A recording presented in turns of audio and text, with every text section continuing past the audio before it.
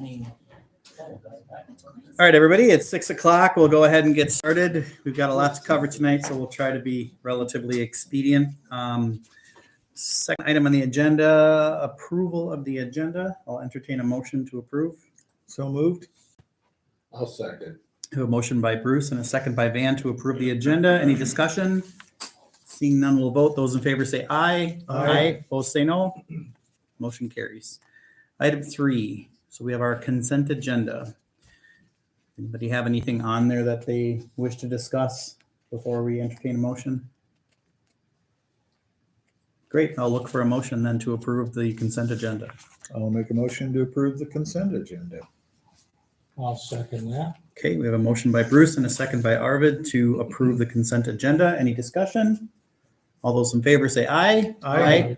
Opposed say no. Motion carries. Item 4, public input and ideas. Limit 5 minutes per speaker. Anybody who wishes to speak, now is the time.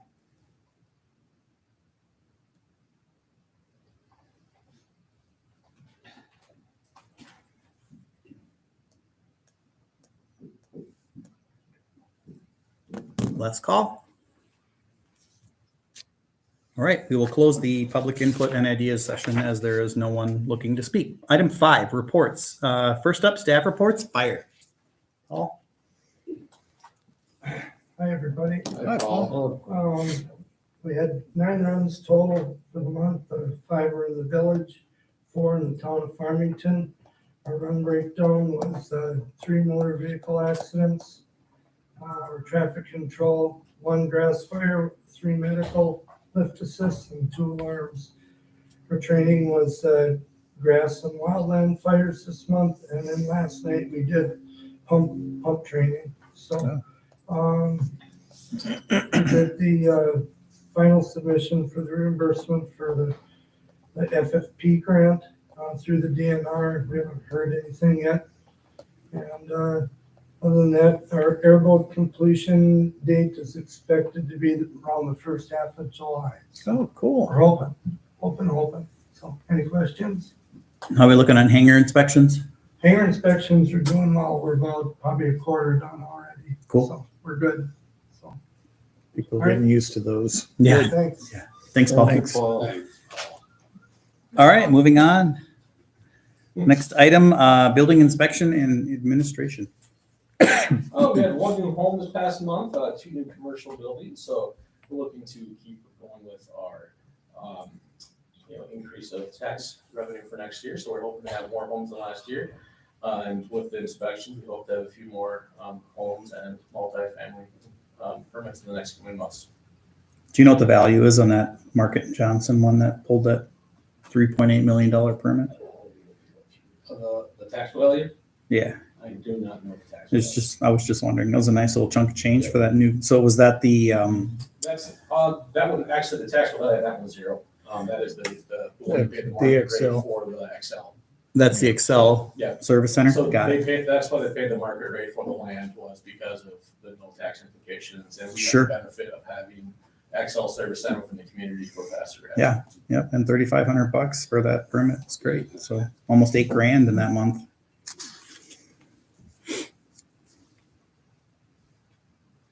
Right to admin is next, right? Yep. Please. Administration, I want to thank staff of Carrie and Tanya for running the elections last week. They went off without incident. They put a lot of time and effort into the election, so I just want to thank them for everything they've done for the election process there. And that's all I have for admin. We've been, as you can see with the beefy packet, we've been very busy the past month. All right. Anybody have anything for Devin regarding administration or permitting? All right, moving on. Item 5A4, police.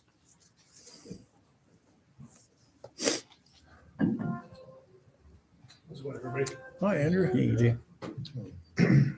All right, so March of this year, we generated 339 calls for service and compiled 58 incident and traffic crash reports.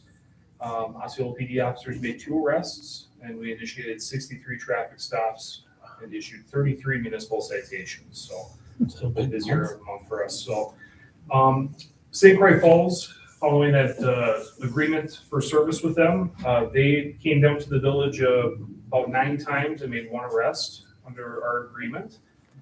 In addition, they've been able to provide some proactive patrol within their community when available. When they have another officer that's looking for hours or, something of that nature, they'll come down and do a little bit of extra patrol for our community. So that's awesome.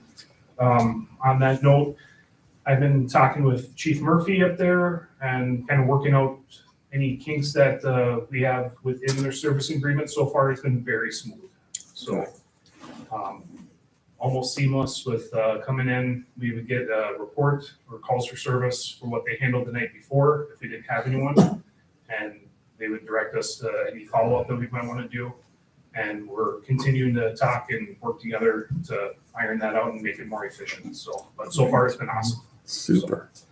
In addition to that, I met with the school district and we had a safety meeting where we discussed various school-related safety topics, including extracurricular training that we could do combined, as well as opportunities for them to get their staff trained in as far as active shooters or any other school-related issues. So happy to report that following the Village Cruise extension of the pole downtown, we are on Flock's schedule for the new Condor camera installation, and we are scheduled to have that done late to mid-March here. So should be up and running pretty soon. Also, Officer Tremblay completed his field training program, so he is out on his own and is picking up a rotation opposite Tanner, so that'll maximize our coverage as well. And so far, so good. So Fantastic. yeah. Otherwise, the last 2 Coffee with the Cops were held in March and very engaging, and we look forward to picking that back up in the fall. So, Great. otherwise, that's all I got. Can I ask you a quick question? So, I'm glad that the arrangement with St. Croix Falls is going well. It's really great to hear. I remember when we were talking about the agreement, I think that the arrangement had been that they would come if there was a call for service and we didn't have someone. Correct. Can you help me understand that proactive patrol piece? Like, did that get added in, or does According that to, seem kind of outside what we had talked about at the last meeting? according to the contract, if I recall, there was language in there where if we wanted to, we could pay to have one of their officers patrol in the community Okay. on an hourly rate if needed. The issue was that they're fully staffed. However, they're pretty much at their minimum staffing as well. So to have an officer come down and work here would be taken away from their baseline coverage up there. However, they do have a part-time officer and a school resource officer. And if there's like an in-service day at the school, they would be available to come down and just patrol our communities, enforce traffic laws, that sort of thing. It's only happened a few times, but it's, in my opinion, it's better than having no car out. Yeah. Than to have some visibility in the community. So, Sounds good. anything else? Nope. Thank you. Thank you. Thanks very much. Thanks, Amy. All right, I'm item 5A5, Public Works.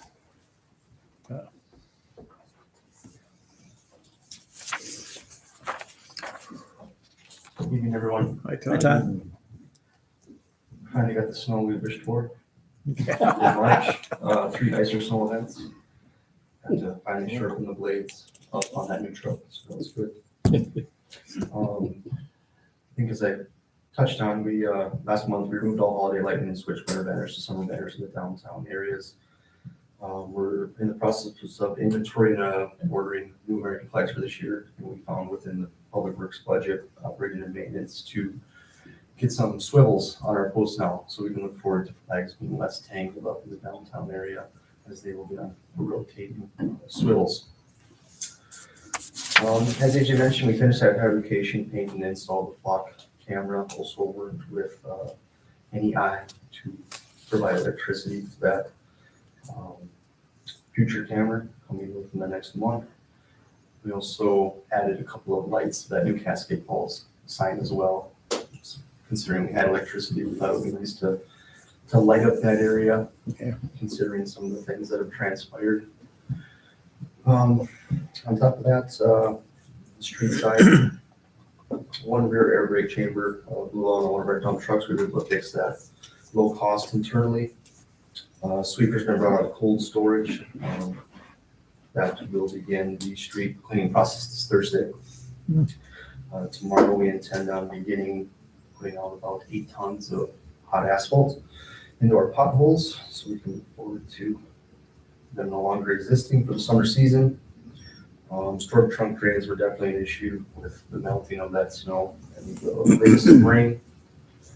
On the park side, we were able to completely finish. I think I mentioned we're about 90% finished with that bridge project. It is now completely finished outside of some light power washing and some painting. Now that the weather's getting a little bit better, and that is complete for us. We will work on some benches and things like that to make it a little bit safer space.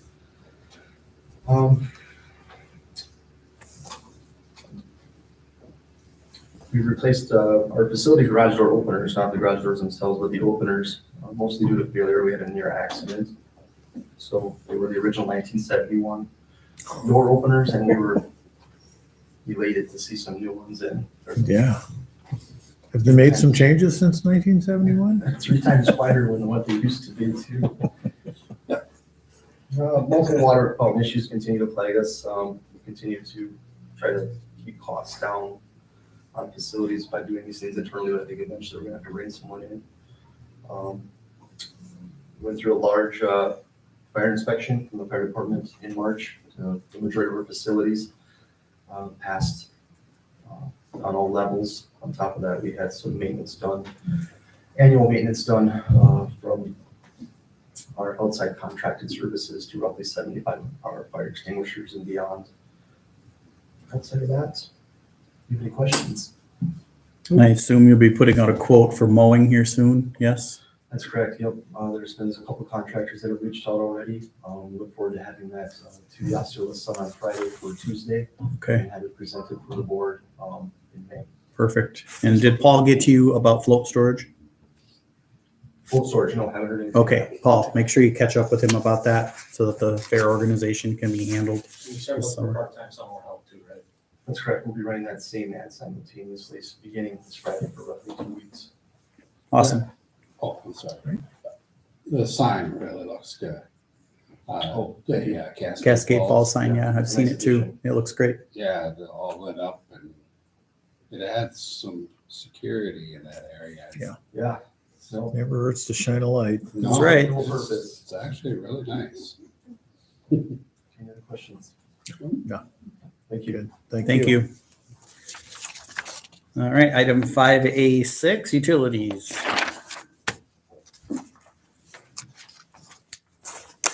Hey, good to see everybody. Good to see you.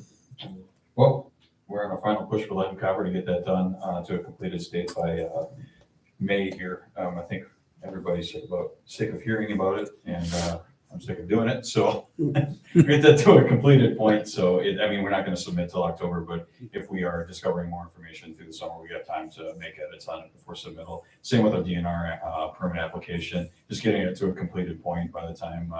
We have a June 30th deadline on that, but we'd like to just not have that hanging over our heads, and we'll just get it ready for submittal. If anything comes up in the meantime, we can just go back in and edit it. So I was, this last month, I was able to attend the Rural Water Conference down in La Crosse for my continuing education. I have to get 36 hours, all of us operators have to get 36 hours every 3 years of continuing education to keep your certifications up. So I was also, when I was down there, I was also able to take my collection systems test, which through COVID, nobody was doing any testing, so it's been hanging over my head since then. So I was able to knock that out. Pretty confident that I passed that one. So just a lot of reporting the last couple of weeks, meter reading, and the AC compressor down at the treatment plant for the ultraviolet system started making some noise. So we were lucky that Bank Mechanical down in Somerset was able to find us a replacement. They haven't installed it yet, but it's good news because when it comes to wastewater equipment, stuff's pretty hard to find. And usually what you hear is, oh, it's actually obsolete and you have to replace the entire thing. So we were happy to hear that that part is serviceable, and we'll hopefully have that installed here in the next week or so. Cool. Any other questions on that? Nope. All right. Thanks, everyone. Thank you. Thanks. Okay, 5A7 library.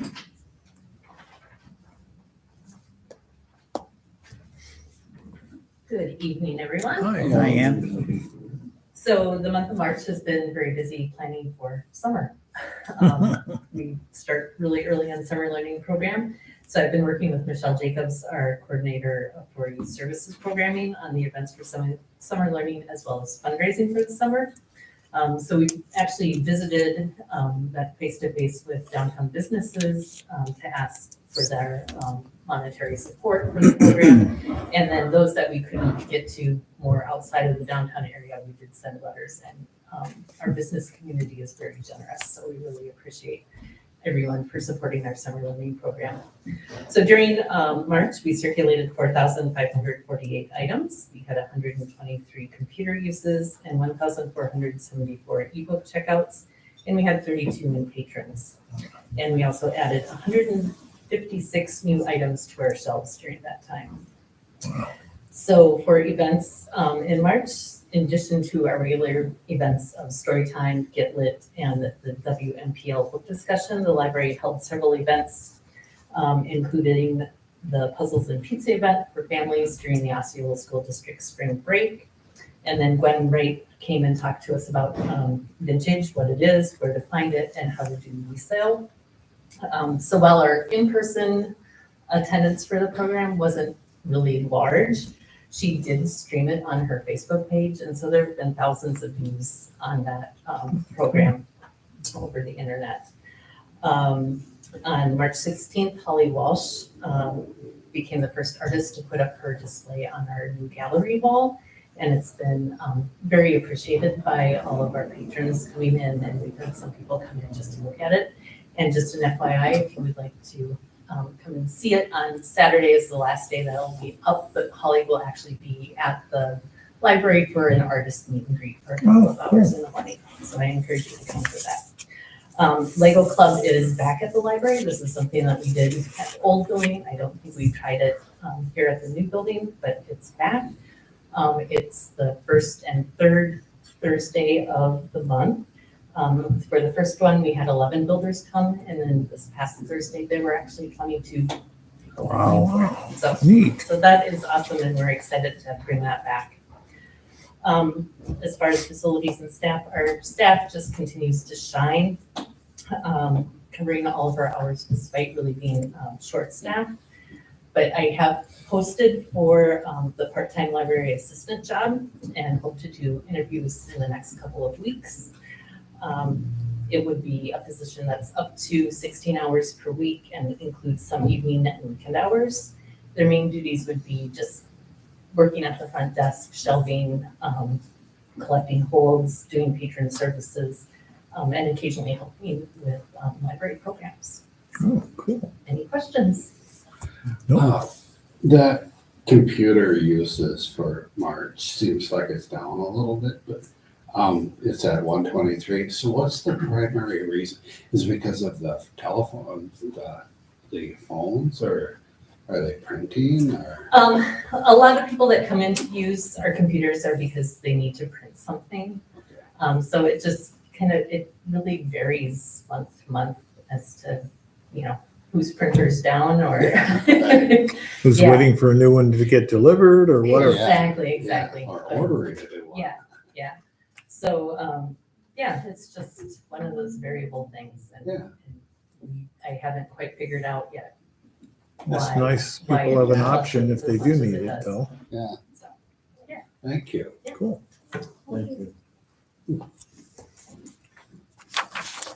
Okay, 5B, Chamber of Commerce, Main Street. Good evening, everyone. Hello. March saw the first B2B of the year for the Chamber of Commerce that was held at Osceola Medical Center, and they had over 30 individuals attend, so they were happy with that attendance. Grow Osceola Group has been out clearing the pots, getting ready for the spring, and they've had their first meeting with the Wild Violet to talk about the flowers and the colors that will get put in those pots coming up throughout the rest of the spring here. I had the opportunity to go to the Wisconsin Governor's Tourism Conference in Lake Geneva and I was able to establish contact with the Office of Outdoor Recreation. Why that's important is they see us as a potential area to launch a new kind of outdoor rec tourism program. Reason being is for the state of Wisconsin, it's a $9.8 billion industry. And we not only are situated along a national and scenic riverway, we have 16 trails within 10 minutes of downtown, but we also have 2 manufacturers who participate in that industry. So they kind of see it as a melting pot, as it were. So we're looking forward I'm working with the WEDC to set up a visit for them to come and visit. They want to see everything first, and then hopefully we can come up with a plan and how to use what we have to our advantage. So that was exciting. And then been meeting with the Osceola Skate Park group to help explore other funding methods. We're right at that, 3/4 of the way there, and I want to help them get across the line. So we're trying to figure out more ways to get some funding to help finish that project. And then lastly, we've had a couple retail events. We had Spring Day Out, and we're getting ready for River Valley Shop Hop coming up. So, any questions? Nope. Great, thank you. Thank you very much. All right, that wraps up reporting. So we'll move into our new business section now. Item 6, other business discussion and possible action regarding 6A, bid operational plan.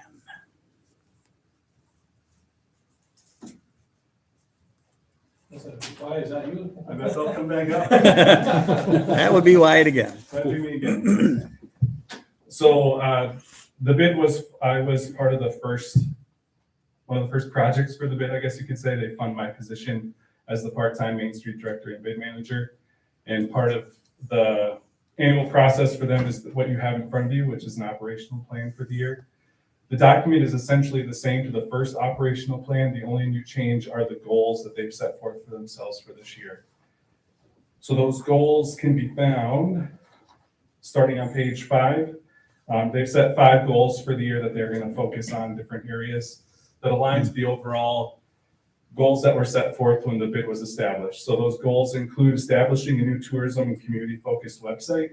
So this is a partnership with the Chamber of Commerce, but they really want to embrace having a front door, a digital front door, with the looming bridge project, but also just to raise awareness of Osceola and what we have to offer, not only to visitors, but to our community itself. So they see that they've identified that as a priority.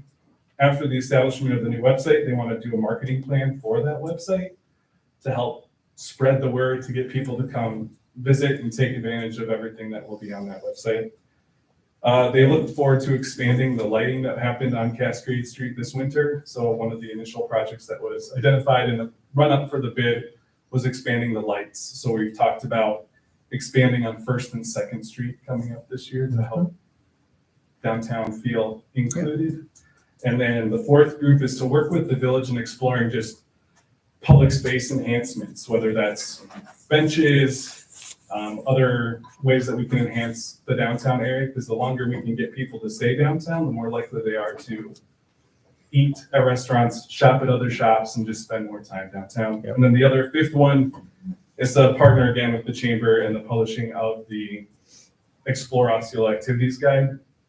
There are still people that look for that physical media, that physical piece. There will be a digital counterpart to that, but there are people that still look for that. And we want it to be a resource, so it'll include part of the historic walking tour, maps of hikes throughout the area and other things. So looking to make it more of a true resource and not just something that gets thrown in the car and thrown away. So those are the 5 goals that they have presented. The rest of the plan is the exact same. It's just those are the goals they're going to focus on this year. Cool. Questions? None for me. Ron, Good job. thank you so Thank much. you. Thank you. Me too. Do we need to move? Yeah. You need to approve that, yes. I'll move we approve the bid operational plan as presented. I'll second that. All right, we have a motion by Neil and a second by Arvid to approve the bid operational plan. Any discussion on that motion? Those in favor say aye. Aye. Opposed, say no. Carries. All right, item 6B, appointment of Jessica Robinson from River Bluff Salon and Jane Mackey coming home to the bid board for 2-year terms to 2026. I think it's relatively self-explanatory. Yeah, I was gonna I'll make a motion that we appoint Jessica Robinson and Jane Mackey to the bid board for 2-year terms ending in 2026. I'll second All right, motion by Bruce and second by Bill. Neil. I'm sorry, Neil. Motion by Neil, second by Bill. it. Bill. Bruce Cologne. To appoint Jessica Robinson and Jane Mackey to the bid board. Any discussion? All those in favor signify by saying aye. Opposed, say no. Motion carries. Item 6C, appointment of Deb Rose to the library board for a 2-year term to 2026. I'll make a motion to appoint Deb Rose to the library board for a 2-year term to 2026. I'll second. All right, we have a motion by Bruce, second by Marcia to appoint Deb Rose to the library board for a 2-year term to 2026. Any discussion? All those in favor signify by saying aye. Opposed, say no. Motion carries. Okay, 6D, resolution 24-05, authorizing the issuance and establishing parameters for the sale of not to exceed 2.41 million general obligation promissory notes. Yeah, attached tonight to the meeting. Justin, are you there? Can you unmute yourself? I'm here. Everybody hear me okay?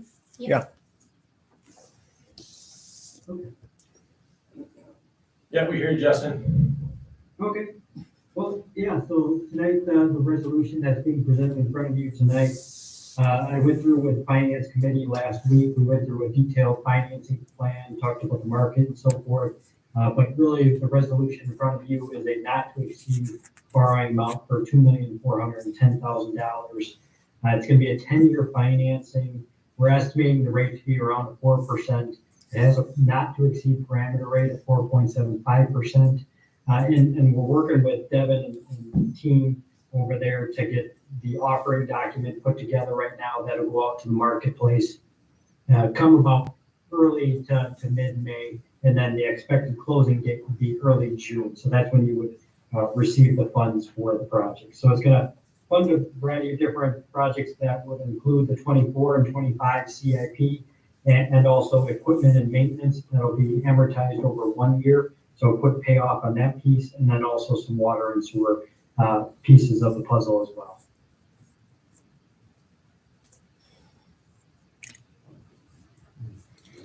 So there is some.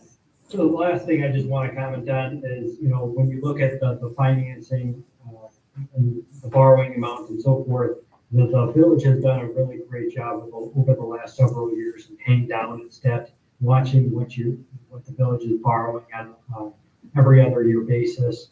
And also the growth in the community has really helped out the financial status of the community. When we think about where we were a couple of years ago, there wasn't much capacity to be able to do any additional borrowing. And because of the growth and paying down debt and so forth, the village is in much better shape and a very bright future looking forward. So excited to share that with the group. Yeah, at this time, just a quick rundown of what's included in the debt. We had the workshop for the CIP last month, and I was given the do not exceed number of $1.4 million. So we're still working on finalizing that CIP. That is our number that we're aiming for to hit. As you saw all the needs, that is where we need to be to continue the CIP. The second part would be last year, the budget was approved with a $168,000 borrow to balance the budget. We were only eligible to borrow $128,000 due to what is covered under that umbrella. So that's included in this borrow too. And then lastly, Rick has his water projects on there because we have enough debt capacity to support it. Those purchases are not included in this debt for the levy because Rick's rates will cover for them, and the rates will not have to be increased to cover the payments for his debt that he's getting issued. Yeah. Other than the obvious saving of fees, what are the other benefits of lumping Rick's borrow in with the general borrow that we do? It was recommended from Trilogy that that this is the way we go, and from Baird both. I think, Justin, you speak a little more on why that would be the case, but one of the main reasons would be issuance too. Yeah, the cost of And issuance. rates too, because otherwise you'd have to go out to market, and the rates are not as nice as they would be here. That's 100% correct. And, you know, the size of just separating that piece is not going to be, you know, it's not a very large amount. And so there just wouldn't be a huge market for that, where you would likely pay a much higher interest rate than you would receive by combining it into the general obligation debt, because the general obligation debt is going to be the most secure type financing, since it's backed by the limited tax levy of the village.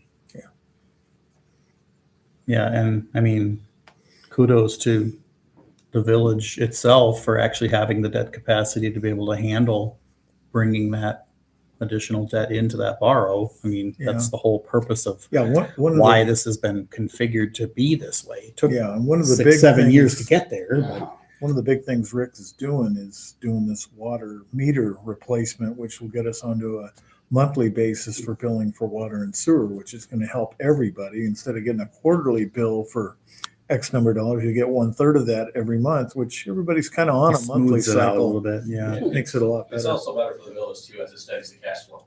Yeah. And with that tonight too, I'd look for a second motion to approve the projects as listed for Rick, Yeah. for the water department. Got it. Okay. Because, you know, obviously if you're borrowing the money, there's projects that you have to do, so. Yeah, and with this topic, I appreciate some of the information that has been shared in helping us understand some of the, I guess, the levy impact on how these choices work. I don't know if, Devin, you're planning on including some of that information in the follow-up minutes to the meeting, but I think it would be helpful to include So that pull it email. up right here. If I can see. He threw together a little chart to kind of show like what our 2023 amount was, and then what the impact is for taxpayers on our proposed borrow. Which one it is? I can't read it. The subject line is That one right there. yeah. So as you look at that chart, I mean, you can see in the comparison to how things break out. There is an impact on adding the maintenance into the borrow for the next general obligation debt borrow. I do want to say one thing about this chart. This chart is predicated on our 2023 levy, or our 2024 levy amount that we know we're levying for. And then it's also predicated on 0% growth. We're basically being very conservative when it comes to. Worst case scenario. Yeah. We all know that it's not going to be 0% growth in the community. However, we also can't bank on a certain percentage. So 0% is the best place to show and see what is the worst impact that it could be. And that's the reality. Mhm. Yeah, I've already been put on record as saying that I'll approve the borrow for us, but I won't approve or vote yes for one that includes the maintenance borrow. So that's the only information that I have to share regarding the topic, only because it creates tax impact for the taxpayers in 2025. And now that it's at 128, I mean, we're at the point now where that can almost be absorbed by random fees coming in and other stuff. It's So that close. it's getting close. Yeah. And I would rather not amortize that to the taxpayers if we don't have to, especially considering this is a conservative estimate. I mean, if we experience the kind of growth that we're hoping to see in the next 2 years, which has been borne out over the last 6 or 7, it may be a moot point. So why pass a promised tax increase True. when we can potentially be a little bit more aggressive in our estimations? And that's where I'm at. I've always been very fiscally tight. So, but you guys, this is a group of 7. So we're all going to vote on whether or not we're going to pass this not to exceed with that included or with it not. And that's for everybody to discuss. So And that motion today, I mean, is the resolution is not to exceed amount because we wanted to make sure that we could pass the borrowing capacity. If there's projects not, we can still borrow the amount that you're telling us to borrow, but we just can't exceed the amount that we're listing Yeah. today. Yeah.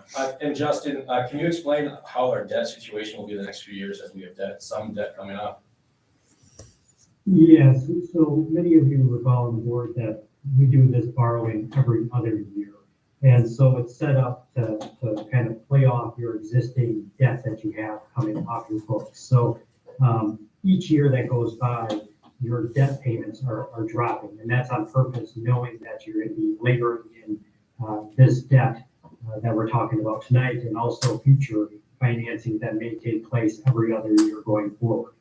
So this, as Devin said, there is the equipment and maintenance piece of the puzzle. We've got that amortized over 1 year. From what Devin has, shared, that's covering, some of the budget deficit, and the other option would be, to use fund balance and cash to be able to cover some of that potential.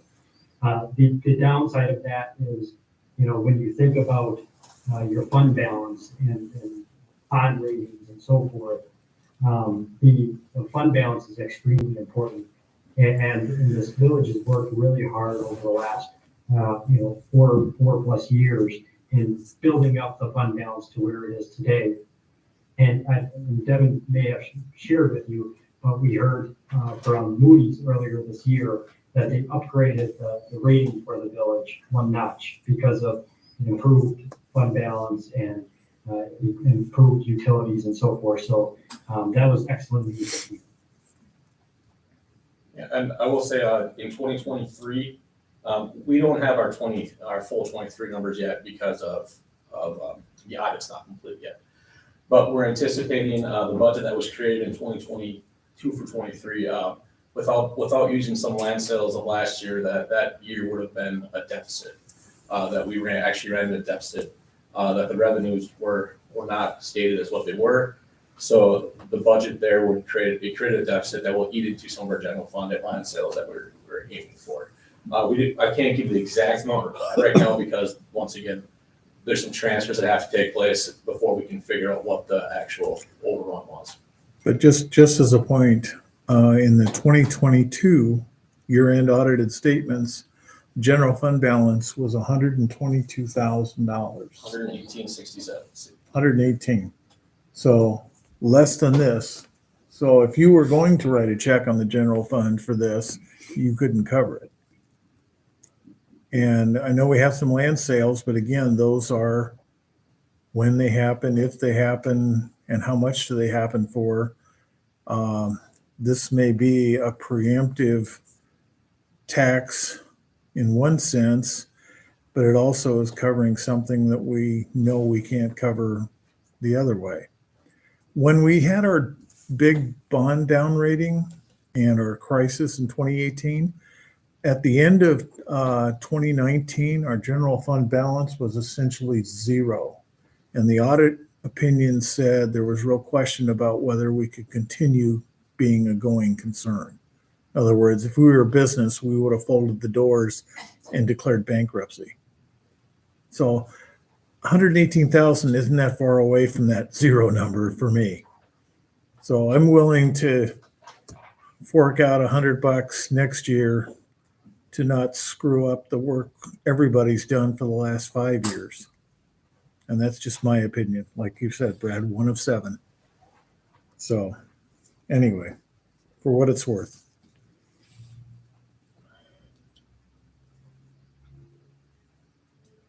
Did you say you wanted us to look at the water projects as well in this discussion? That could be a separate motion. You can do that in a separate motion approving the water projects.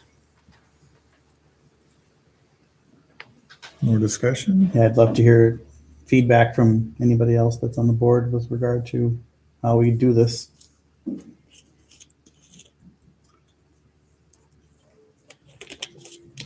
I'm pondering still because, I felt we should put this borrow as a possibility, the equipment borrow as a possibility at the time because we have uncertainty. Okay, now we're a couple months down the road.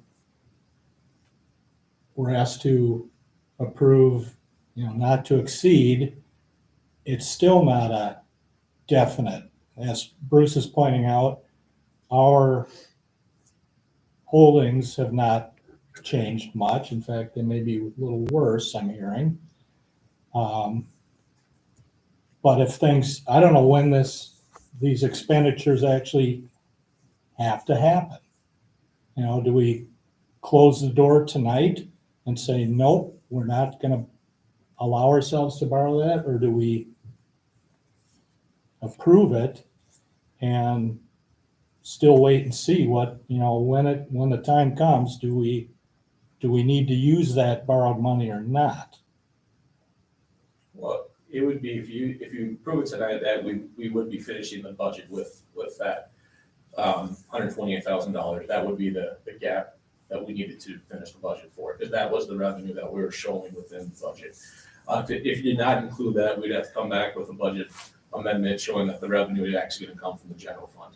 So that's kind of where we leave tonight. You'd still approve the borrow of not to exceed the 2.14 million, but not included the equipment maintenance borrow. That would be kind of what you would go after. Or you can do a motion to not to exceed 2.4 million that includes the, Or just, yeah, Maintenance the borrow. motion could you can be, go either way. yeah, you can mold that motion however you want, what you want with it. You go as far as say approve no borrow, which means we'd be starting the drawing board again, trying to figure out what our CIP amount's gonna be, what Rick needs and all that. This has been many months of work, both with the CIP, the budget, and Rick has done a lot of work too on his capital expenditures too, that he also needs purchase for.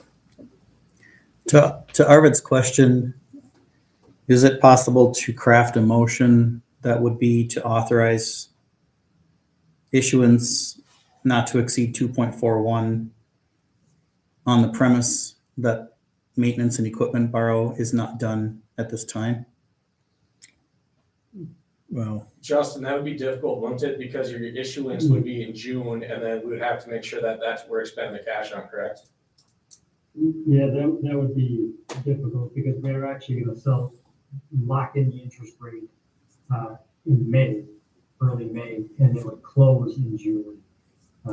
So we would actually need to know probably in the next couple of weeks what the final number is. amount would be that we're gonna send out to potential bidders. But again, couldn't the borrow be, or the authorization be for 2.4 million? And if in June, I mean, we sell those, and then now we discover that our revenue is better than anticipated. What we could do instead of adding to the tax levy, you could pay it off with the general fund still. That would be an option. You could, if it's something where it does, in fact, where we come with a huge cash flow, we could make the payment on next January with general fund dollars. It would not have to be a levy funded. I believe I'm speaking correctly again, Justin. It doesn't matter how we pay it off. Correct. Okay. So the simple answer is borrow it all now. Things come in the next half year that says we don't need to. We just write the bond people a check for the 128K and move on. You're paying the interest on that then too. So you're paying interest on your cash. 6 months of interest on 128 ain't gonna be a whole lot. We've got some important things to decide with our water coming up that we're gonna need the funding for. They're important projects and they're gonna be happening real soon. Yeah. And we're gonna have to get rolling. Rick has a plan. We have stuff in the works going on. So if we hold off and until after June to get the full amount, we could be in trouble. Those projects that we're looking at finishing could be in jeopardy or even starting. Is this maintenance and equipment borrow something that can be done in successive years? It could be done in successive years. You're asking if we pay it off in 2 years instead of one, correct? No, I mean, What if we happens next year? face a budget shortfall this year now, are we gonna do it again? Are we Yeah. basically gonna be asking the taxpayers to close our budget shortfall every year in perpetuity? That's what I'm asking. That is something that could happen if we're not. Well, diligent in if you finding choose to revenue make it sources. happen. If Again, we you choose to choose make it happen. I understand. decide- I understand that. Yeah. There's something you can always do because maintenance equipment are items that you can bond for. So, and I think that's the point that I'm trying to make is that I'm not going to support forcing our taxpayers to satisfy our budget. Like we should be working harder to pass a balanced budget without a deficit. And if we tell our taxpayers, well, we did our best, we're still 130 grand short, so we're just going to make you pay it. That's not the message I want to send. And so that's why I'm not for the maintenance and equipment borrow, because I just don't feel like in my own mind, I haven't felt like I've done enough to help everybody else at the table find that money. Well, So in the general fund, what we have left hanging out in the general fund right now, we garnering any interest off of that right now? Yeah, we actually, one of the things over the last month is we met with a few banks and we're shopping our rates around, and are actually one of our money market accounts now is up to 5%. So we are gaining about 5% interest on roughly $1.8 million right now, one of our. Okay, so we got 1.8 million. Well, that's not our general fund though, that's just money. No, but amongst we're accounts. garnering some interest Yes. here between the general and that. So, and the borrow is at 4 to 4.75%, something like that, right? I know I, at the budget discussion, voted against it for the same reasons that Brad has articulated, and I find myself in the same position, I think now, as it relates to the maintenance borrow. And so I wanted to add in that that's where I'm at right now. okay. Well, I've sat on this board for the last 6 years, and what I've seen is we have very little control over the costs because a lot of them are driven by the vendors we get supplied by. And it's a free market economy. And the last couple of years, they've gone out of sight. Yeah. And our other end of that equation is the levy limits. We are extremely restricted on income growth. So if you have expenses going up at 5% and your income is going up at 1%, you're guaranteed not to have enough money.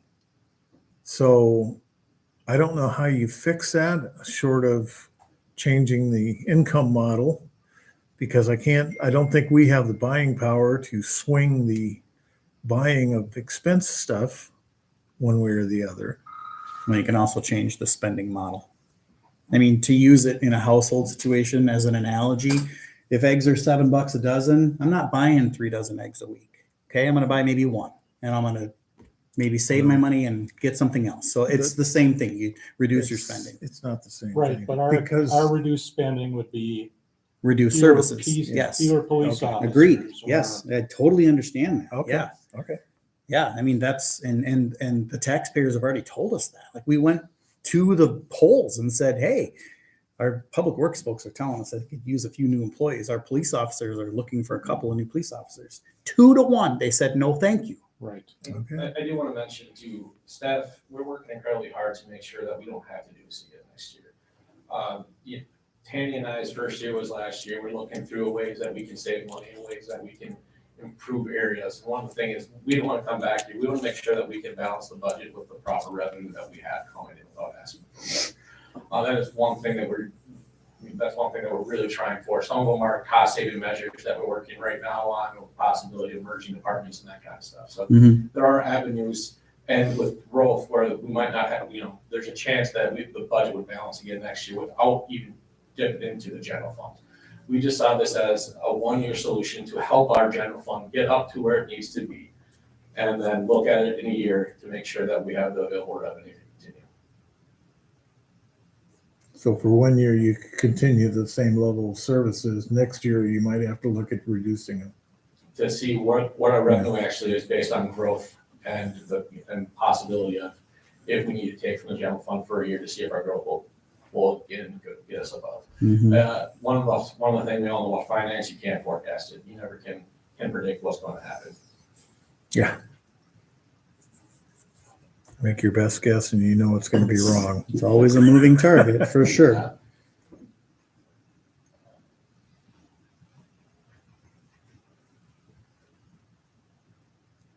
Well, I'll tell you what, let's do it this way. I'll make a motion to approve the not to exceed 2.4 million borrow, including the maintenance borrow to balance the budget, and also approve the water and CIP. sewer and the CIP. So that's the motion. And if it doesn't get seconded or it gets voted down, then we look at other options. I'll second it. All right, we have a motion by Bruce and a second by Van to approve the 2.4, not to exceed 2.4 borrow inclusive of CIP and maintenance borrow. During discussion of that, I'll propose an amendment to amend that motion to remove the CIP borrow portion. And that amendment would require a second and a vote.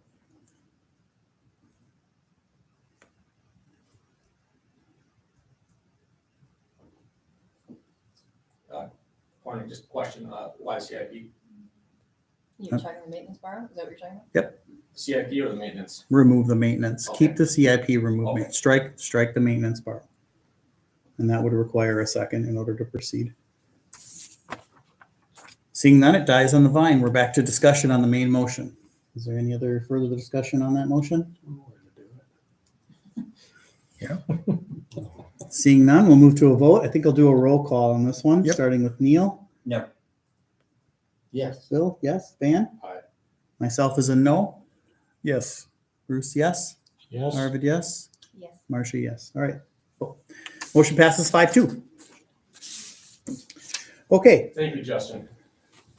Thanks, everyone. Thanks, moving Justin. on. Do we need a separate motion then I would for like a separate motion to. for the water CIP, Approve the the projects. water projects? Yeah. No. So moved. Second. All right, we have a motion by myself and a second by Bruce to approve the borrow inclusive of the water projects. Any discussion? Nope. Seeing none, then we'll have a vote. Those in favor signify by saying aye. Aye. Opposed, say no. Motion carries.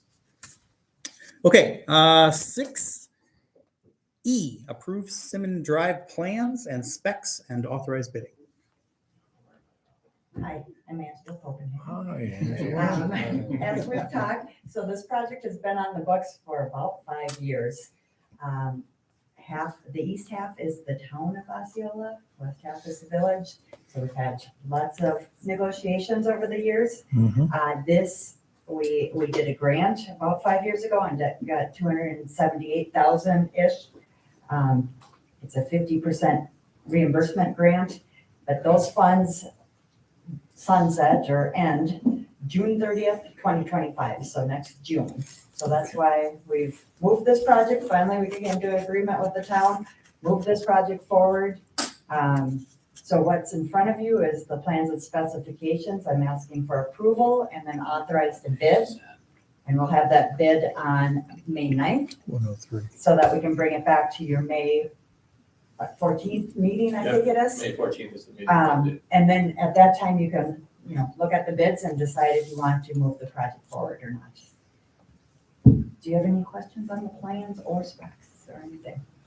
I do. Yep. When we were having a discussion, I don't remember when in the previous meeting, it felt like there was kind of a menu of things Yes. we were discussing.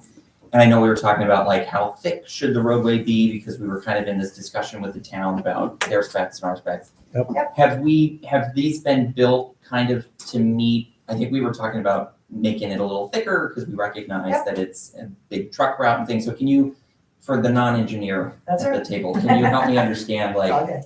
how have we built this to meet the need that we need it to meet? So a few of the menu items was widening because we talked about just having two 12-foot lanes of asphalt. So we're widening to 15-foot lanes and we're having 3-foot gravel shoulders. So we're making it a little wider, especially because there's semi-traffic and residential traffic. And then we talked about adding pavement markings. So those are in there for the bidding as well. And we talked about going from the 3.5 inches of asphalt to 4 inches, knowing that there's heavier truck traffic on there. So those have been incorporated to the plans, and that's how the contractors will bid it, is based on wider with pavement markings and thicker asphalt. And in your experience, that suggests that we're not quite getting the longevity that perhaps we would get if it were our full standards, but we're making up much of the difference. We are doing the best we can with the money we have. Yeah. So, Yeah. I mean, we could definitely, one of the options was doing a full reconstruction, making sure there was sand sub-base. But that was quite a bit A lot A more. lot more money, yeah. This still gives you longevity, and, Todd's patching it probably every other day right now. So Yeah. it is in very, very poor condition. You'll get a much better roadway, obviously.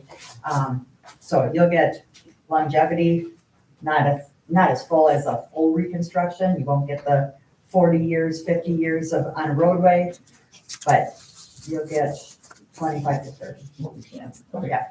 Yeah, and I think that the Good cost compromise, share yeah. split Mhm. was based on the minimum standards for the grant. So they came to the table with their portion of the road, we came with our portion, but then our CIP had extra money left over, and that's where we added Yeah. the thickness, the widening, and the painting. Yeah. Because we had already set those dollars aside to do that, so. Yeah. I think that this is a great example of like government working. Like it took a while, but we've got a road project that's been desperately needed. We're utilizing grant dollars to do it, and we're getting a good road out of the deal. And there was cooperation And there between was cooperation. two municipalities This that is wins across it the endured board. several years of Yeah. miscommunication, so. And I think I feel very good about I do the too. fact that this is happening. I think it's a big deal. And the residents are already Yeah. very, very excited about this. Get calls regularly about Yeah. once it happens. When's it starting? Exactly. Destroy my road. The day that's The minute it starts, the next call is, when is it gonna be When is over? it gonna be done? Yeah, when is it gonna be done?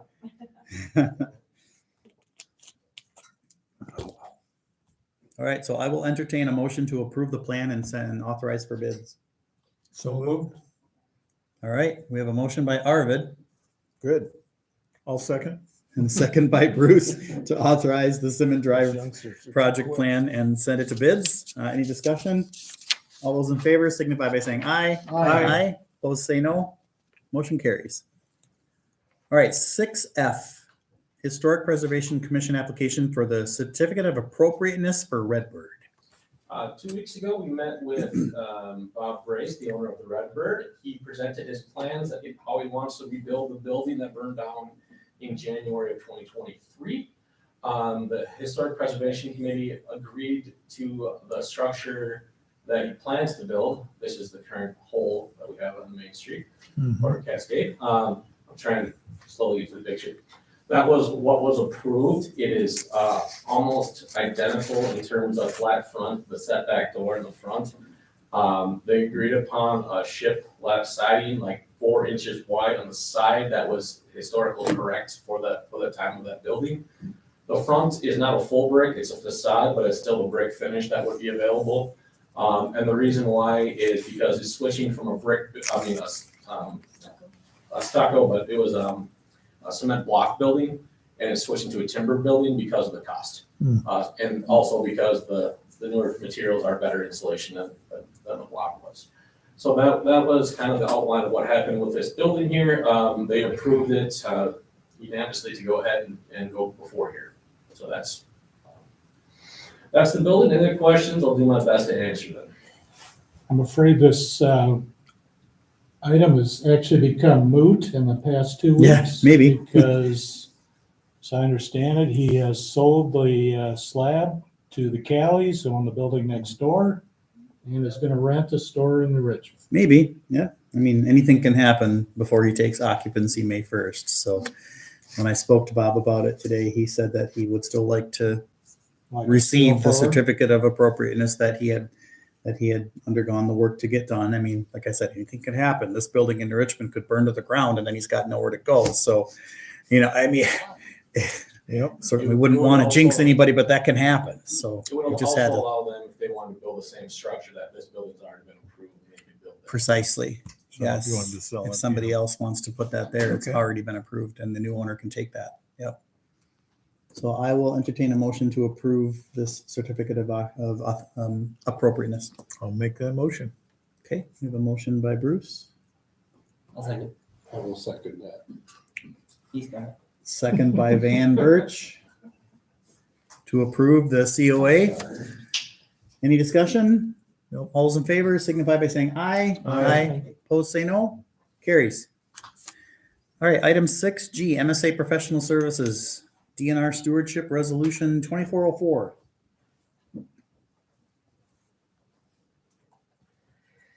Good evening. Hey, Drew. Hey, Drew. So, the first agenda item that MSA has for y'all tonight is this resolution numbered 2404.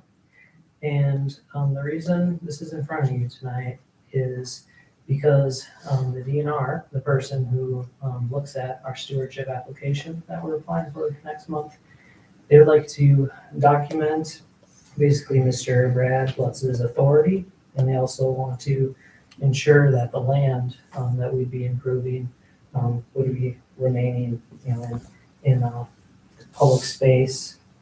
And they're also requesting that if there's any changes to that land parcel, so the land I'm talking about is the land around Cascade Falls Park. Yep. And it's named Wilkie Glen and Grits Mill Park, to be specific. That the village would get written approval from the DNR regarding land sale specifically.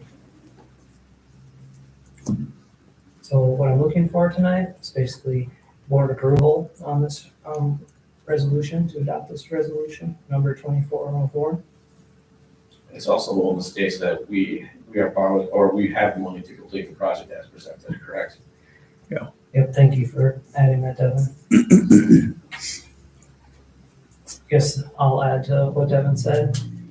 The DNR would like this document to ensure that if you're awarded, that you're serious about moving forward with That you intend to use the money that you would receive. Yep. You guys just approved the borrow for the CIP, which has the money within. All right, my name's at the bottom of this resolution, so I'm not going to make the motion, so I'll let someone else have that honor. Okay.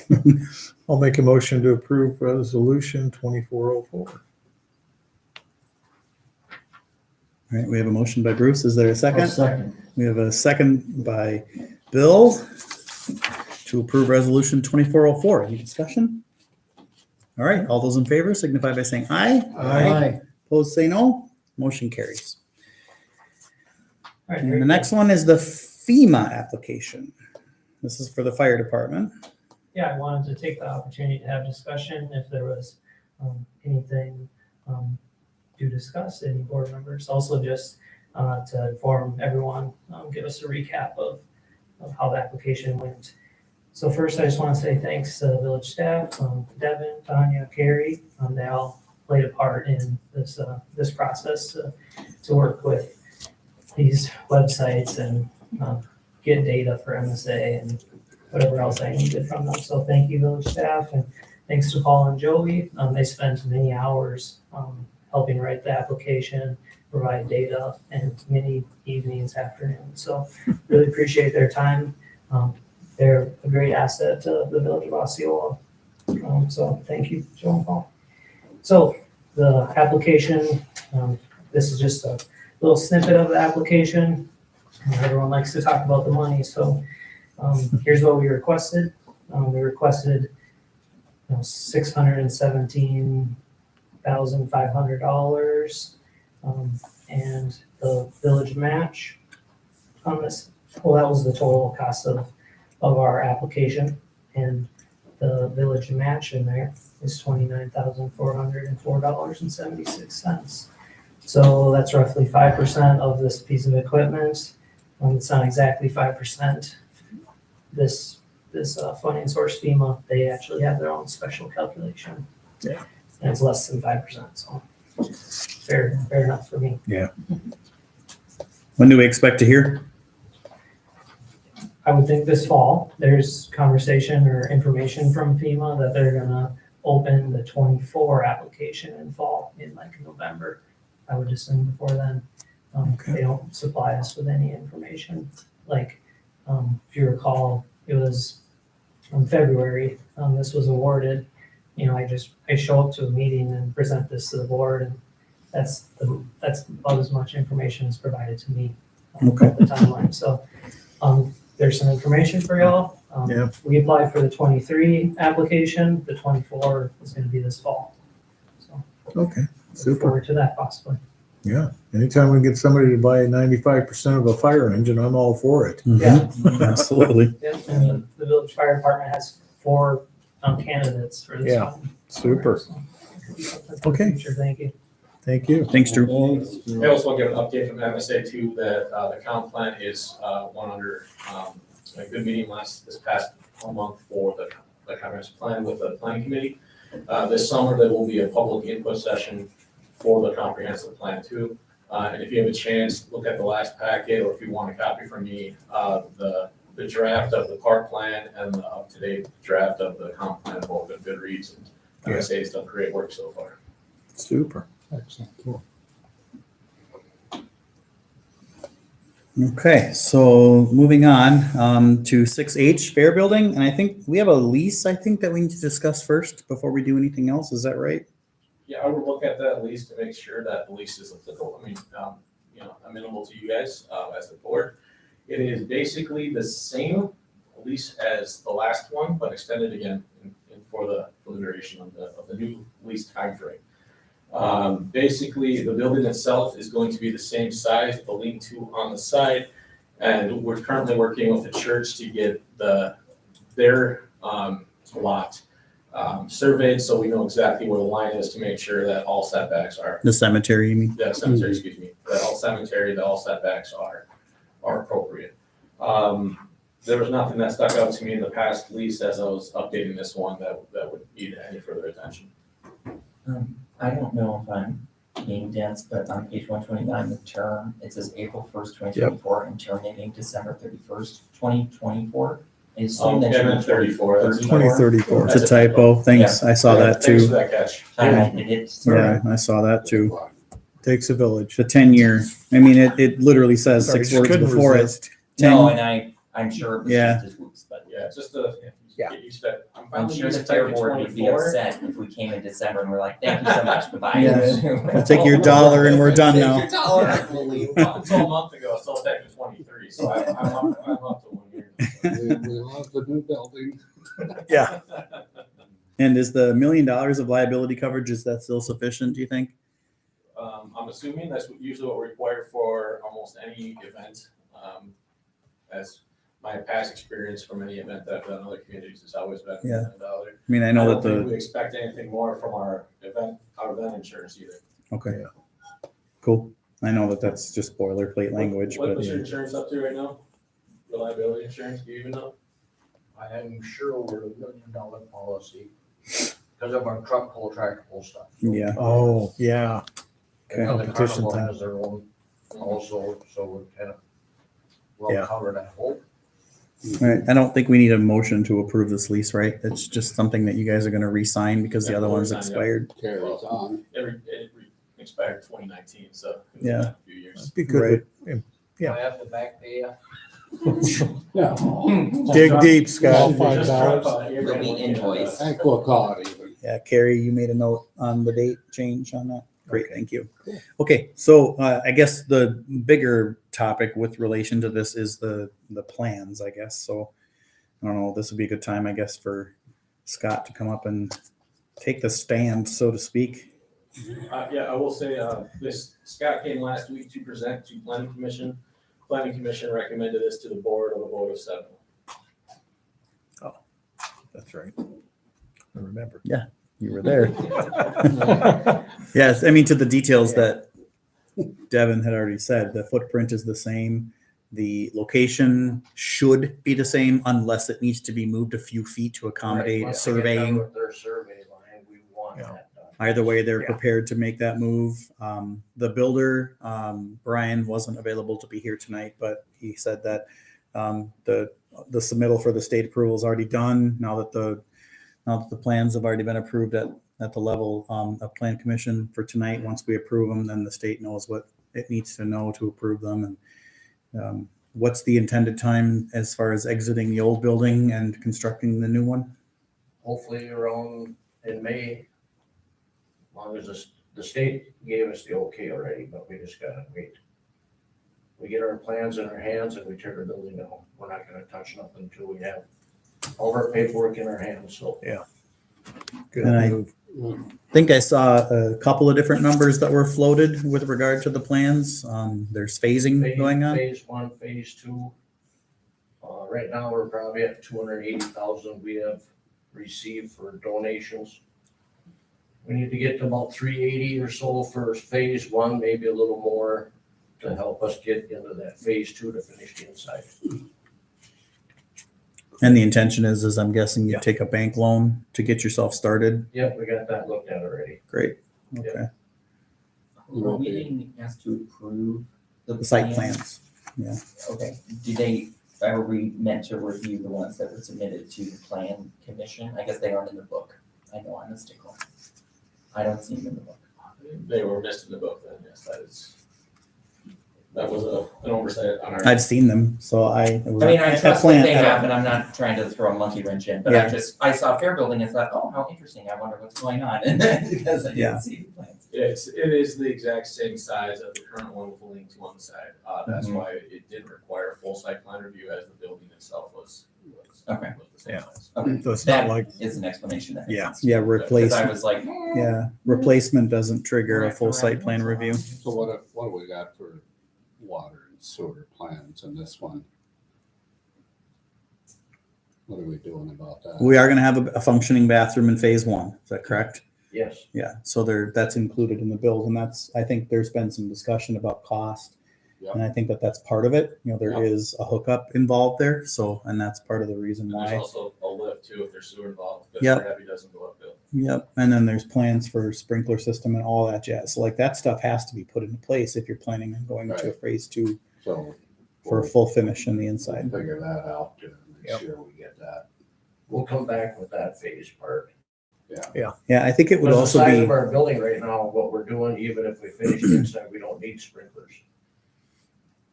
If I would have raised it 3 more feet longer or something, then we would have. You're right up to this, the. the max, the size. Yeah. Right. just working according to the rules. You know, Yeah, and I Nothing think wrong with that, I know that we don't have to discuss it now, but just be prepared. I think once you start putting together your plans for phase 2, that's probably going to go to HBC first, I would think. Just have them discuss it or plan. I mean, one of the two, just because if the village ever intends to use this space by renting it from the fair organization, I would think that we would want to have a little bit of a say into how that stuff is created and built, so to speak. So again, it's off If we do topic. events there, we'll try to stay in touch with all of you, so we know what it's gonna get used for, you guys know what Yeah. it's gonna get Yeah. used for. I mean, is the second phase something that would go to plan, or is that, We would have to make sure, we've kind of briefly as staff gone over what the impact of water and sewer would be down there and what needs to be done for it. Yep. So the conversation I started with internally with that, but we haven't been asked for that yet as, from the fair building, so nothing's finalized. We should expect that that's probably gonna Happen. So I know Rick can prepare for that too, where those hookups are most efficient. Yeah, yeah, and as I understand it, there is no infringement on current cemetery property now. It looks like most of it's left field. Is that right? Like the fair Yeah. building itself is Okay. close, real If- close, if but the not fair on building's it. Close, it'd be with 1 or 2 feet from the line. Yeah. Currently, left field of basal field is on cemetery property, so that's one of the reasons why we're looking at paying for part of the survey. Surveying, yeah. To make sure what is on their What runs property where. and go from there. Yeah, And the survey will just make sure that we're within proper setbacks for the fair building. yeah, and you guys are prepared to set the foundation wherever it needs to be to make the Yes. cemetery people happy. And our lease is vague enough where it will fit in the standard of the lease, even if it's moved 10 feet. and Yeah. we're paying for some of that too, to get it surveyed, so. Yeah. For Edward and Village and them. We're handling one line, they're handling another line, and Yeah. the cemetery's handling two. Yeah, yeah, Work good. Together. Super. Joint Well, the project. fundraising efforts look like they're well underway, so that's good. Yep, You've got some sponsorship opportunity there too. yep. Anybody who wants to put their name on the building, I think it's still available. So we got naming rates going out for the walls on the building or the building itself. We got RCUs looking into us, Oh, good. some other That's neat. big business stuff too, so. Yeah. Any other questions? No, I think we're good. I'm good. No. Well, as Devin mentioned, the Plan Commission did recommend approval of the Fair Buildings reconstruction 7-0. So I will entertain a board level motion to the same approval. I'll make that motion that we approve the fair building construction. I'll second. Okay, we have a motion by Van and a second by Neil. As I sit on the Fair Board, I'm going to recuse from the vote on this, but I will entertain any discussion on the motion that's on the floor. Seeing none, then we'll move to a vote. Those in favor signify by saying aye. Aye. Opposed, say no. Motion carries 6-0 with one abstention. Super. Thanks. Thank Scott. you, guys. Yeah. Thank you. Yep. Thank you. Thank you. Okay, item 6I, ordinance 2402 to amend chapter section 59-15 salaries and compensation. First read and review. This is dating back to the request to make sure that our village ordinance reflects of what we're actually paying our board members. So this is kind of a corrective ordinance. We're just running this by as a first read so we can get this finalized at the May meeting. Do we know when this changed? Did you ever figure this out? Bank records can't even help us with I that? can tell when it was in 2016 or 15. Okay. I can't find any documentation. So from 15 or 16, that far back, it's been changed to 3,000 per trustee and 8,000 for village And president. that's not really the change. The change is the A, that wording that was requested in our last ordinance update. So that A is being added to our ordinance. Oh, okay. That's the change. I noticed, What? I think a little typo. It says may be majority vote. I think it's supposed to say may by majority vote. On the second line. The village president and us and other trustees who make up the village board, whether operating under general or special law, may, by majority vote of all of the members of the village board, determine that an annual salary be paid the president and trustees. Salaries heretofore established shall so remain until changed by ordinance, shall not be increased or diminished during their terms of office. I agree, it should be the word by. By instead of That's why we do first reads. takes a village. Amen. So the purpose of adding this paragraph in is so that board members can't vote in a majority to give themselves a raise while they sit. Has to happen in the next session after. Yeah. Makes sense. Okay. Okay, I don't think we need anything else on this, right? It's just a Nope, first read. Making sure that we got it right, and next month we'll. By instead of E. Thanks for that. Okay, moving on. 6J, Yellow House, 405 4th Avenue. Yeah, the good news is Marcia has done a great job, has raised enough money to get this skate park started, or potentially started this summer. A bunch of people have raised money. And with that, we have an Okay. issue now of a yellow house that we own, and something needs to be done with it. There are some options we can do. I'm open to any options as a board you wish to proceed with it. There is a person that might be interested in buying it and not moving it, but demoing it themselves and using the wood for themselves. That's one avenue you could go by. So you can literally just sell a house for $1 and hope somebody that wants to move it, or demo it themselves for the materials. Or you could go forward and we can just demo it, really. I mean, kind of our two options. I would say that if we go the route of moving or selling it, we put a deadline of May 31st on it, so it doesn't impact or interfere with any construction that might be possible this summer. So that would allow ample time for the skate park to be started construction. And it'd also be the house that has to be demoed or moved by the construction start date of the skate park. Do we know if there's any hazardous materials in it? I'm It- fairly confident there isn't any in the There house shouldn't be- itself. There shouldn't be any asbestos as it was built before asbestos was used. The only issue we're going to is lead paint, which is not considered, Didn't see anything that looked like that. I haven't been in the garage though. I haven't gotten into the carriage house yet, but I would say that through recommendations of Todd, if we are selling this, that not only is there a deadline, there's a penalty for going past that deadline. So if someone is offering to buy this house for $1 and it's May 31st and it's still there, we are charging a sizable amount of money if that house is still there, because if we are agreeing to build the skate park and it's still there, that not only messes up their schedule, but messes up everything. So It could throw it out by a year or two. it could throw off it by an entire year or more. So I am hesitant on that one. I'd really like to make sure that the wording in that is pretty ironclad and the penalty is like excessive. Penalty could be void the sale and we just demo it. They lose Yeah, their but then- Sure, opportunity. yeah, so as a group, and I feel like it's probably best that I abstain from. Yeah. they The would probably choices. need to pay the demo cost though. There you go. I would think that would be something that would be acceptable to word into any sort of an acceptance of ownership for $1. Like if you fail to remove the house from the premises by a stated date, we will demo it and you will be charged. Get a bill. Yeah. I mean, that's the most reasonable option that I thought. I mean, I don't, what's it going to cost to move that place? 70 grand So if they want to move it. I'm not sure what the market is to move a house right now. I mean, we do have easy access into it, which is, I guess, a benefit. But I mean, yeah, 50 to 70,000, I think, to move a house like that. It's the basement underneath it is not much of a basement, but looking up from the basement, it would be simple to jack it up and move it. The garage, on the other hand, I don't know. It's a little bit bigger than the house, actually. I think to me, I'm just mostly, my primary two concerns would be making sure it doesn't screw up the skate park. Yeah. And then also making sure that whatever solution we arrive at is the cheapest one available for us.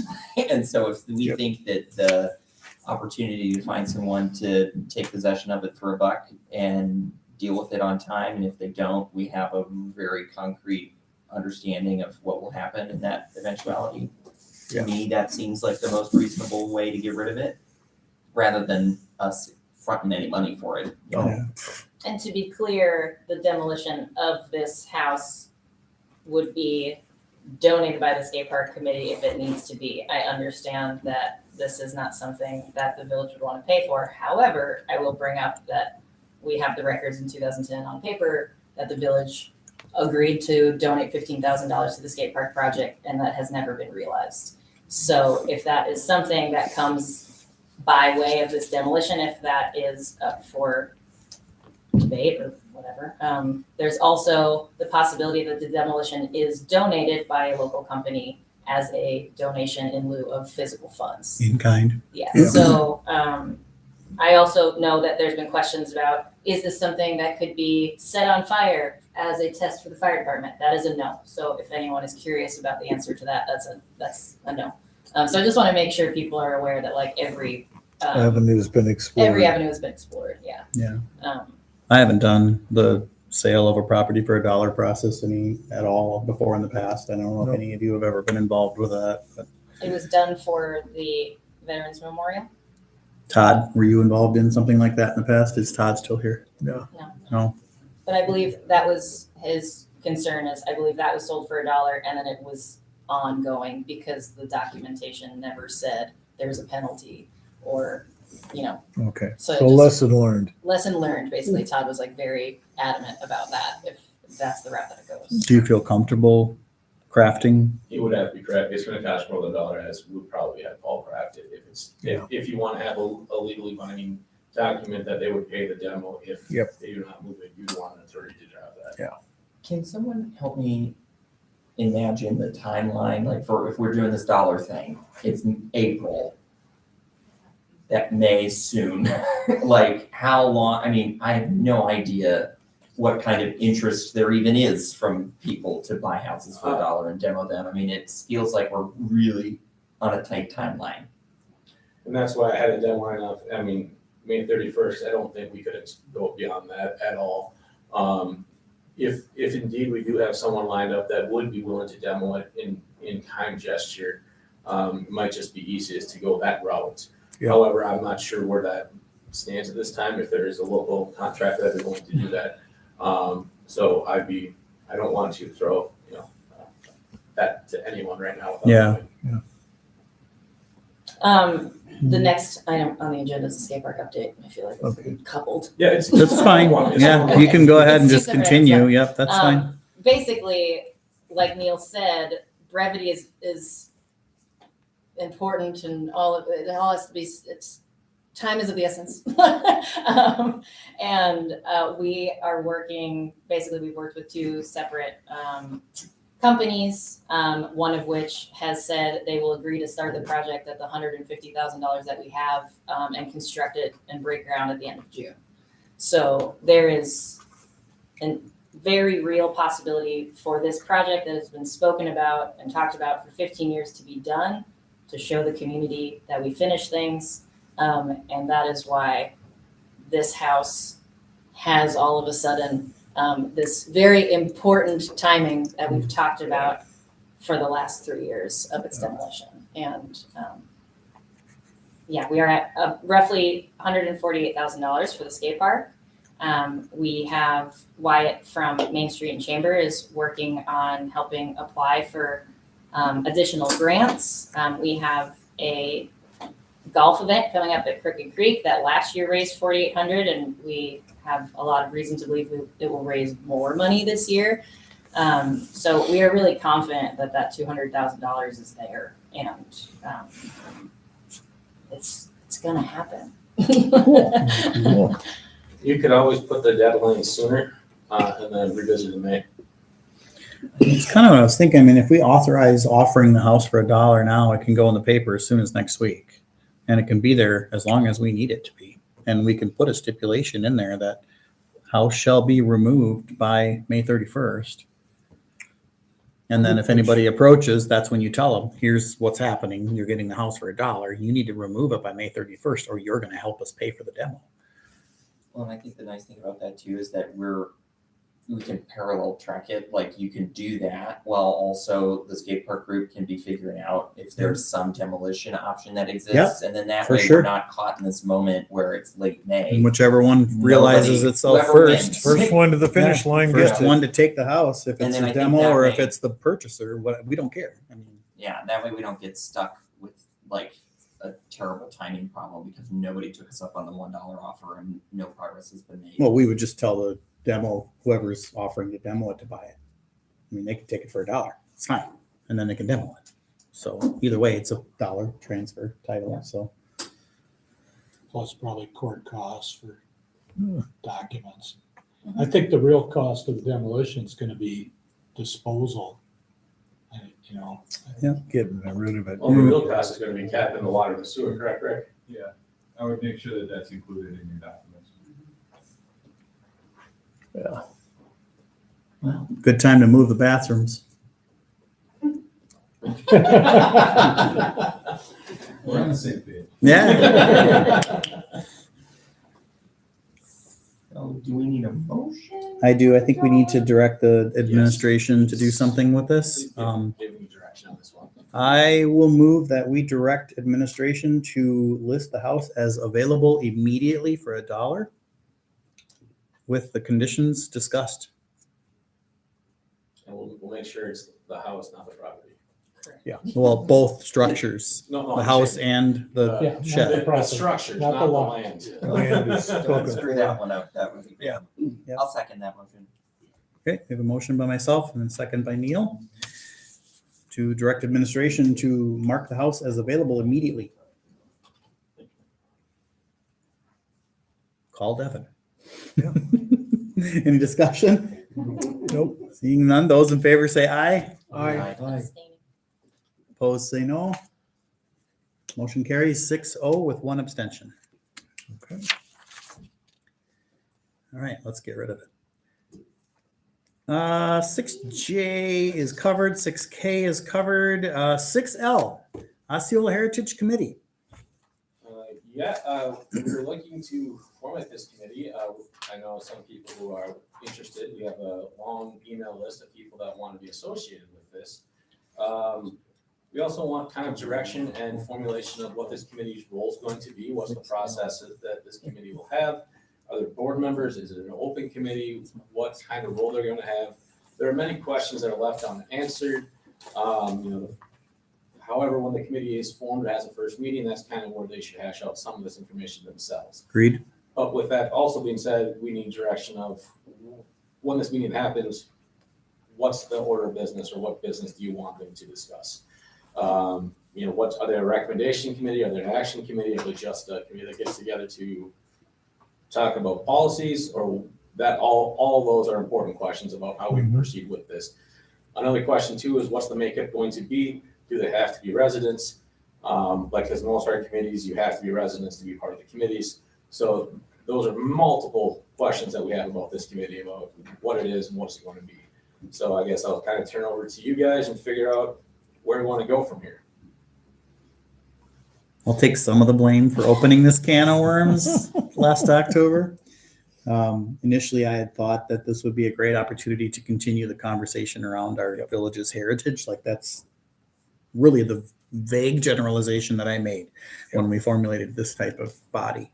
To hit to Devin's questions on the makeup and all of the other considerations, I think those things need to be hashed out among the group of people that finally do meet.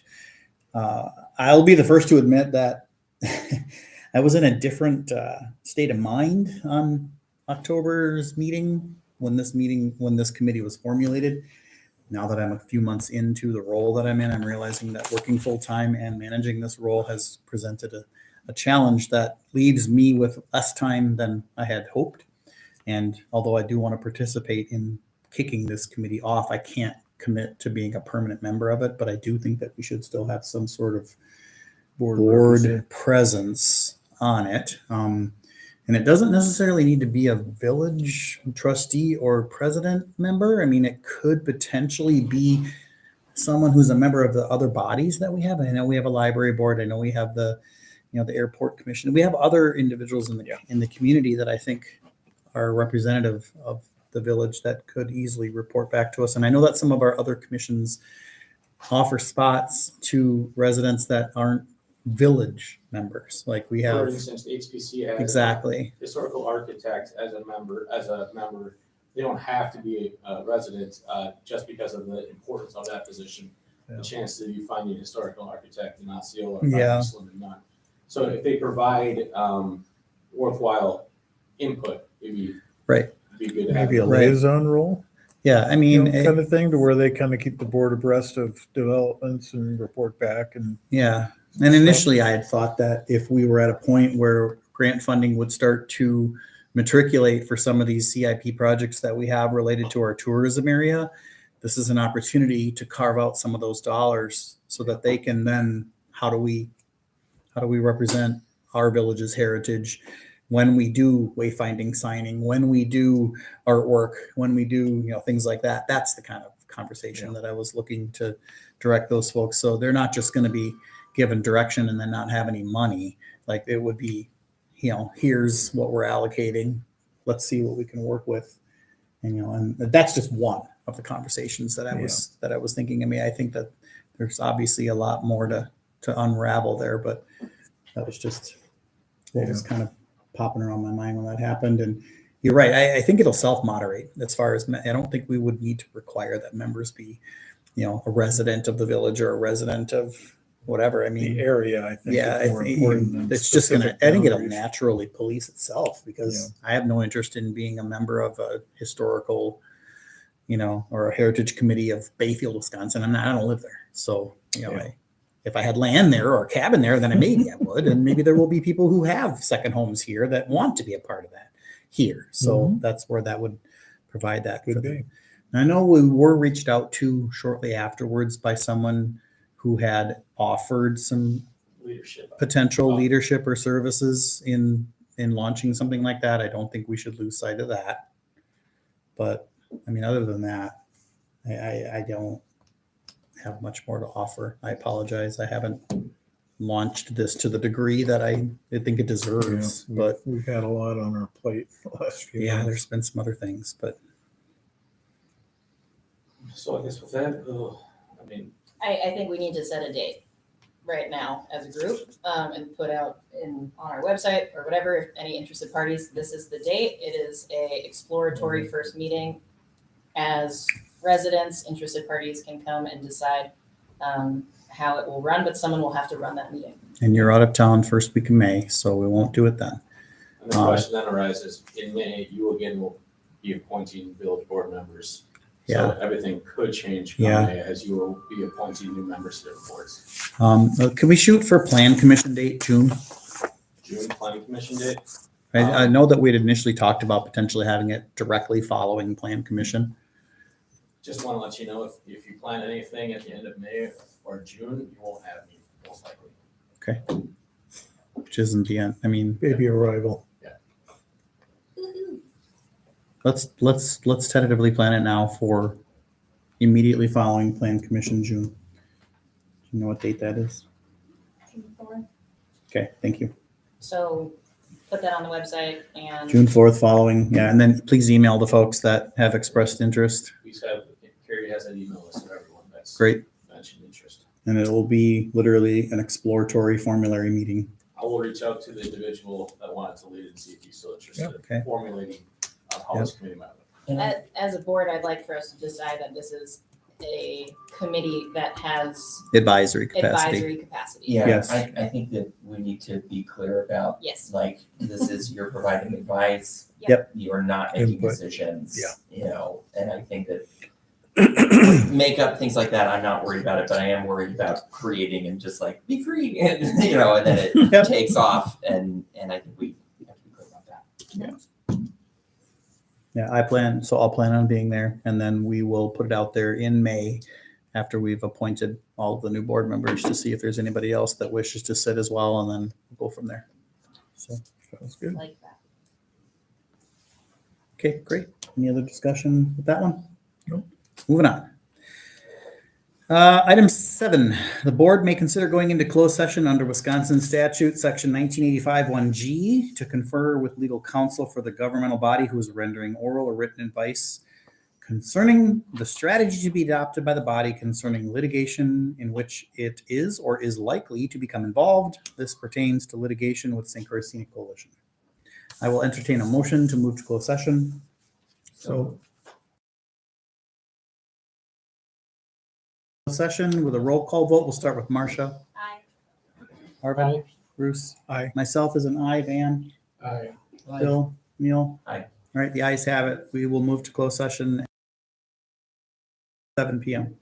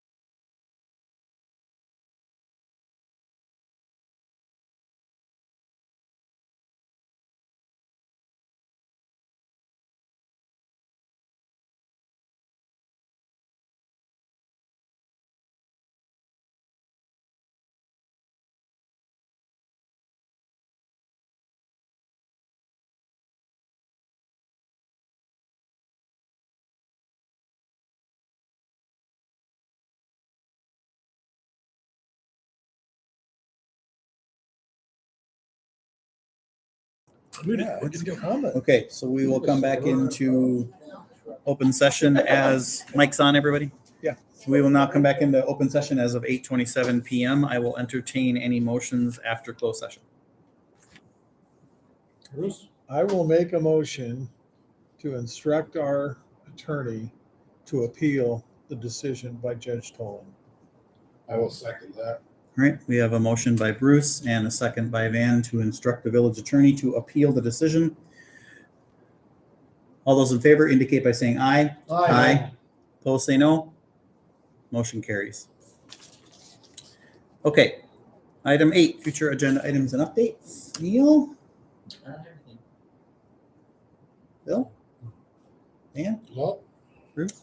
Thanks for the memory, guys. Oh, yeah, that's right. It's been an interesting journey of 6 years in this appointment or this job, this position. And I learned things I had no idea were even out there. And it's just been entertaining and educational. So I've enjoyed it pretty much most of the time. Yeah. I'm not sure the 4.5 hour planning commission meeting was one of the highlights, but other than that, it was good. And I felt good about helping our town. So I just wish you all the best and hope you all feel good about what you're doing and just follow your heart and your convictions and vote how you want, because it doesn't have to always be unanimous. That's right. there you go. That's very right. Okay, I'm That's so done. said, Bruce. I've got nothing. Marcia? Committee appointments in May? Is that an agenda item? I believe it is right after we do the swearing in. Then we do committee appointments. Yeah. It should be part of it, and yeah, so if you have any committees you want to be on, I would suggest you let Brad know. Bill? What? Bruce? Thank you very much Oh, you're welcome. for your service to the community. Yep. It's important to have those kinds of people like you guys that are participating and providing your insight, your feedback, your direction. An opinion. From my own personal standpoint, I have great appreciation for what I've been able to learn from both of you guys, because you each brought a different perspective to the Are board. we talking hardware? Or? You each brought a different perspective to the board.